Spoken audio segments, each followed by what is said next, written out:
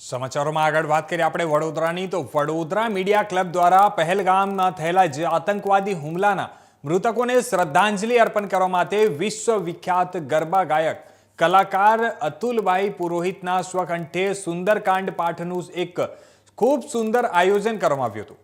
વાત કરીએ તો 22મી એપ્રિલના રોજ જમ્મુ કાશ્મીરના જે પહેલગામમાં આતંકવાદીઓ દ્વારા ધર્મ પૂછીને જે 27 જેટલા નિર્દોષ પર્યટકોની જે નિર્મમ હત્યા કરવામાં આવી હતી અને એના પડઘા સમગ્ર દેશ અને દુનિયામાં પડ્યા છે। અને વાત કરીએ તો લોકોમાં આતંકવાદીઓ પ્રત્યે જબરદસ્ત એક રોષ વ્યાપી છે અને દરેક ભારતવાસીઓ સમગ્ર ઘટનાની નિંદા કરે છે અને ઠેર ઠેર શ્રદ્ધાંજલિના કાર્યક્રમ સમગ્ર દેશ અને દુનિયામાં યોજવામાં આવ્યા હતા। અને તેવી જ રીતે ગતરોજ સુરસાગરના કિનારે પરફોર્મિંગ આર્ટ્સ કોલેજ ખાતે વડોદરા મીડિયા ક્લબ પરિવાર દ્વારા વિશ્વવિખ્યાત ગરબા ગાયક કલાકાર અતુલભાઈ પુરોહિતના સ્વકંઠે સુંદરકાંડના પાઠનું એક જાહેર આયોજન કરવામાં આવ્યું હતું। અને વાત કરીએ તો જેમાં આતંકવાદી હુમલામાં શહીદ થયેલા 27 જેટલા શહીદોને ફૂલોથી શ્રદ્ધાંજલિ અર્પણ કરવામાં આવી હતી અને 2 મિનિટનું મૌન પાળવામાં આવ્યું હતું।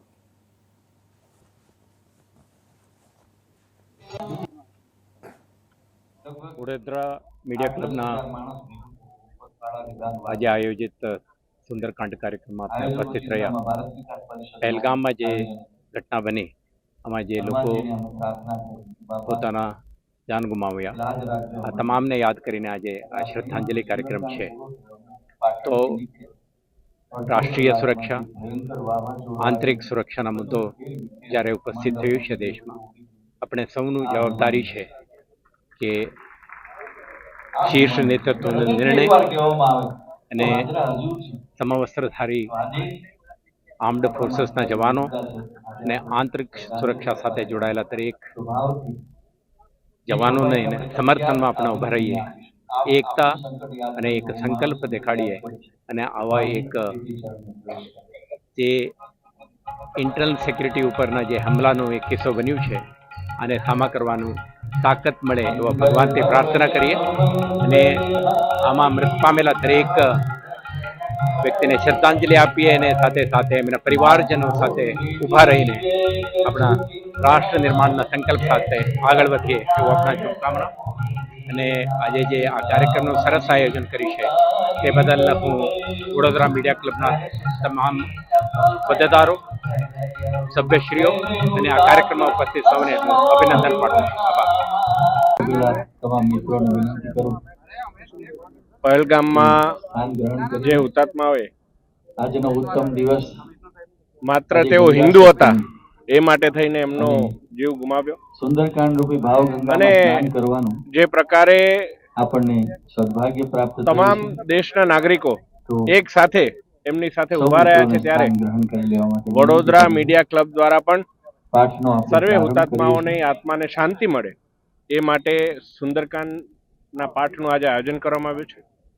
આપણા પરમ પૂજ્ય અતુલ પુરોહિત દાદા અને એમના દ્વારા એમના કંઠે આનું પઠન થવાનું છે। અમે સૌ પણ આજે સમગ્ર વડોદરાના તમામ નાગરિકો, શુભેચ્છકો, આગેવાનો, સામાજિક શ્રેષ્ઠીઓ આ પઠનમાં જોડાયા છે ત્યારે હજુ પણ આપના માધ્યમથી વડોદરાના તમામ નાગરિકોને આહ્વાન કરું છું કે આવો આપણે સૌ મળી અને આ એક રામમય વાતાવરણમાં સુંદરકાંડનું પઠન કરીએ અને એક સાથે આપણે સૌ આ તમામ હુતાત્માઓને શ્રદ્ધાંજલિ અર્પણ કરીએ।